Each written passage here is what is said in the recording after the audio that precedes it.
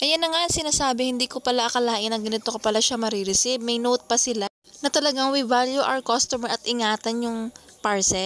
Napakabait nga naman ni seller. So ayan, unboxing po tayo. Hulaan nyo kung anong laman nito.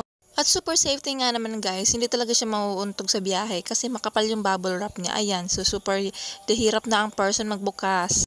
O ayan guys, konting tiis na lang. Ayan, mabubuksan na natin. O ayan, sige, gupit pa. O ayan na guys, nakikita niyo na ba nakikita ko? Walang iba guys, kundi it's from Silong Kitchen, spicy chicken pastil. Oo guys, tama yung naririnig nyo, chicken pastil. Dahil nabudol tayo, yan, gusto ko lang tikman kung ano din yung lasa niya, kung talagang bakit siya nagba-viral. Kaya ayun, napabili ang person. So ayun guys, naka-sealed pa talaga siya. Kaya lang, napaisip ako bakit kaya wala siyang expiration date.